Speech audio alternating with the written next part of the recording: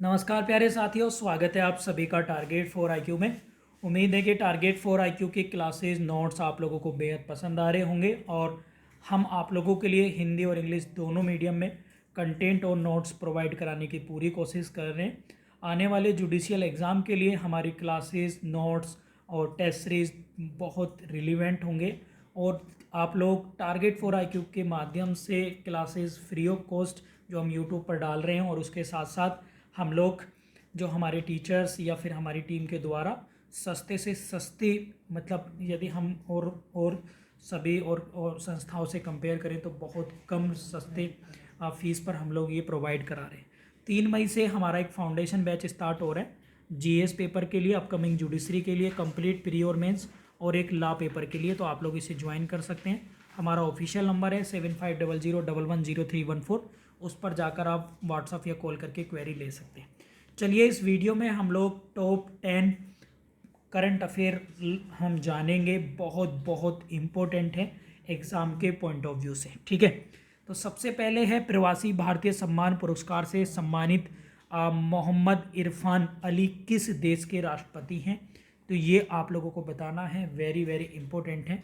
तो वो है, right answer is Guana. French Guana मत लिखना, गुआना। और मैं आप लोगों को बता दूं, प्रवासी भारतीय सम्मेलन जो हुआ है वो 9 जनवरी 2023 को इंदौर में हुआ है प्यारे बच्चों, इंदौर में। और इंदौर कहाँ पर है? मध्य प्रदेश में। और इंदौर पिछले 5-6 सालों से स्वच्छता सूचकांक में भी फर्स्ट पोजीशन पर आ रहा है। और इसके साथ साथ जो प्रवासी सम्मेलन है, ये गांधी जी जब आए थे 9 जनवरी 1915 को, तब उन्हीं के आने के उपलक्ष्य में ये जो है मनाया जाता है, ठीक है। बात क्लियर हो गई सभी को? चलिए, और यहाँ पर ये मोहम्मद इरफान अली जो हैं इस सम्मेलन में क्या थे? एज ए चीफ गेस्ट थे।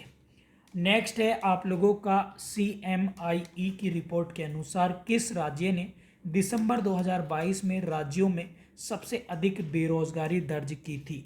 तो राइट आंसर है वो है हरियाणा राज्य। अब हरियाणा राज्य से क्वेश्चन आ सकते हैं। मनोहर लाल खट्टर यहाँ के चीफ मिनिस्टर हैं और हरियाणा बना था 1 नवंबर 1966 को। एक तो ये बहुत डेट पूछ ली जाती है। हरियाणा हाई कोर्ट चंडीगढ़ लगता है, हरियाणा और पंजाब का। तो ये भी आप लोग प्यारे साथियों याद रखेंगे। हरियाणा सेक्स रेशियो में सबसे कम, भारत का सबसे कम सेक्स रेशियो कहाँ पर है? वो भी आप लोगों के हरियाणा में है। आगे बढ़ते हैं। नेक्स्ट है सत्येंद्र नाथ बोस, जिनकी हाल ही में जयंती मनाई गई, किस पेशे से जुड़े हैं? तो राइट आंसर इज वो है विज्ञान से, ठीक है। अच्छा, मुझे आप कमेंट बॉक्स में बताइएगा सारे साथी, सुभाष चंद्र बोस ने फॉरवर्ड ब्लॉक की स्थापना कब करी थी? नेक्स्ट है किस एशियाई देश ने बहु खेल आयोजनों के हिस्से के रूप में आधिकारिक तौर पर ई स्पोर्ट्स को मान्यता दी है? तो ये बहुत बहुत इंपॉर्टेंट है। Question number 4, e sports. तो ई स्पोर्ट्स को मान्यता दी है किसने? Right answer is Bharat. Very very important है, ठीक है। इसको आप लोग नोट कर लेना। स्पोर्ट्स में मैं कुछ आप लोगों को क्विक रिवीजन करा दे रहा हूँ। अगर हम लोग कॉमनवेल्थ गेम की बात करें तो कॉमनवेल्थ गेम जो हैं वो बर्मिंघम में हुए थे और 2026 में 2026 में वो होंगे ऑस्ट्रेलिया में। यदि हम टोक्यो ओलंपिक की बात करें तो भारत ने गोल्ड मेडल जीता, जिस आपको पता है नीरज चोपड़ा जी ने। अगले 2024 में जो ओलंपिक गेम्स हो रहे हैं वो पेरिस में हो रहे हैं, 2028 में लॉस एंजलिस में और 2032 में जो होंगे वो अगर हम बात करें तो ऑस्ट्रेलिया में होंगे। अगर क्वेश्चन नंबर 5 की बात करें, किस संस्था ने स्टॉक एक्सचेंजों से investor risk reduction access IRRA इसकी फुल फॉर्म है और ये एग्जाम में full form Bihar plus Bihar APO UP judiciary में प्यारे साथियों फुल फॉर्म भी आती हैं, तो इसलिए ये इम्पोर्टेंट है क्वेश्चन। स्थापित करने का आग्रह किया है। तो क्वेश्चन नंबर 5 है वो है सेबी। अब सेबी क्या है? सेबी है security exchange board of India. इसकी स्थापना 1988 में हुई थी और सेबी का जो एक्ट है वो 1992 का है एक्ट। और सेबी की बात करें तो इसका हेडक्वार्टर है मुंबई में। इसके बाद है RBI, reserve bank of India. इसकी स्थापना 1935 में हुई और इसका नेशनलाइजेशन 1949 में हुआ था, 1949 में। नीति आयोग आप लोगों को पता है 1 जनवरी 2015 को बना। प्रधानमंत्री मोदी इसके अध्यक्ष हैं, हमेशा प्राइम मिनिस्टर होता है। सेकंड इसमें जो सुमन के वेरी वाइस प्रेसिडेंट हैं। और आप लोगों को याद रखना है, वेरी वेरी इंपॉर्टेंट है एग्जाम के पॉइंट ऑफ व्यू से, सुब्रमण्यम जो हैं इनके नीति आयोग के सीईओ बने हैं अभी। नेक्स्ट है सुप्रीम कोर्ट, आप लोगों को पता है आर्टिकल 124 में हम लोग पढ़ते हैं, और सुप्रीम कोर्ट के चीफ जस्टिस बने हैं अभी DY चंद्रचूड़। बात क्लियर होगी सभी को। चलिए, कौन सा इस संस्थान रेलवे स्टेशनों को eat right station, very very important है, इसको आप लोग नोट कर लेंगे, ठीक है। ईट राइट स्टेशन, ठीक है, प्रमाणन प्रदान करता है। तो ईट मतलब खाने के लिए, तो वो है नंबर 6 का सही आंसर है FSSAI, फसाई इसको बोलते हैं। बहुत बहुत इंपॉर्टेंट है एग्जाम के पॉइंट ऑफ व्यू से।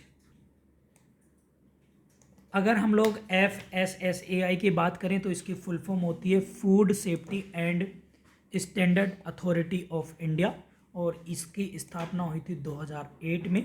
भारत में जितने भी खाने पीने की चीज़ें हैं उन सबकी जांच पड़ताल करने के बाद ये एक स्टैंडर्ड चेक करता है, और उसी के आधार पर उसको खाने योग्य के लिए एक ऑथेंटिक सर्टिफिकेशन प्रोवाइड कराता है।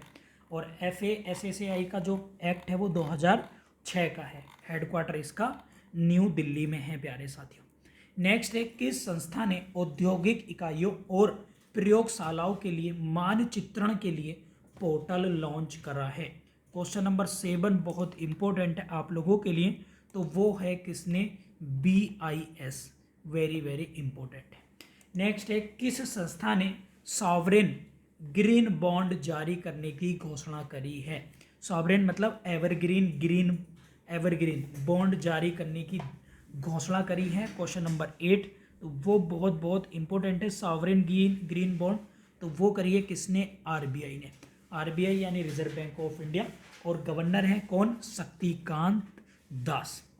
इसके बाद है यूनिसेफ के अनुसार बाल मृत्यु दर का तात्पर्य उस संभावनाओं से है जिसमें एक नवजात शिशु कितने वर्ष की आयु तक पहुंचने से पहले मर जाएगा। वेरी वेरी वेरी इंपॉर्टेंट है, ये दोबारा पढ़ दे रहा हूं मैं क्वेश्चन। यूनिसेफ के अनुसार बाल मृत्यु दर का तात्पर्य क्या है? जो एक नवजात शिशु की आयु पहुंचने पर पहले मर जाएगा, तो बाल मृत्यु होगी, वो है कितना? 5 वर्ष। अब यूनिसेफ को हम लोग देख लेते हैं, एग्जाम में आता है यूनिसेफ, वेरी वेरी इंपॉर्टेंट है।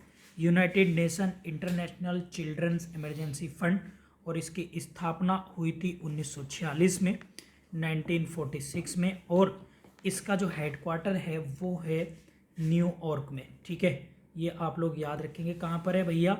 न्यूयॉर्क में। और कैथरीन रसेल, आप लोग रसेल याद रख लेना बस, कैथरीन रसेल, ये जो हैं इसके यूनिसेफ के महासचिव हैं।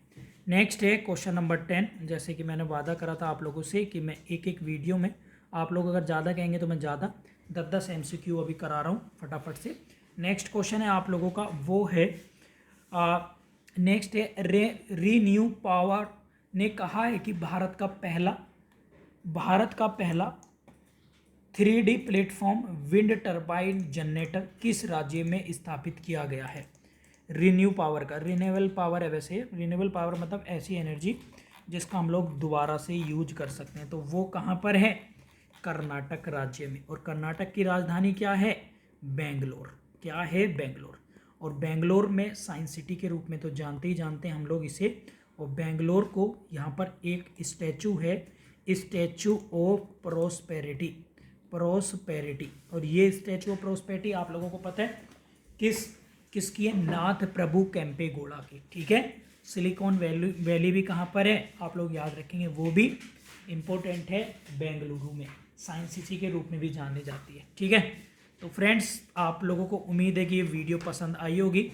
अब फटाफट से मुझे बताइएगा, जल्दी से आप लोग मुझे बताइएगा फटाफट से कि बनेरघट्टा और सिमलीपाल नेशनल पार्क कहाँ पर है। इसी के साथ साथ मैं स्टैचू ऑफ यूनिटी आप लोगों को बता देता हूँ, ये है आपकी कहाँ पर? ये है एकता नगर, कहाँ पर?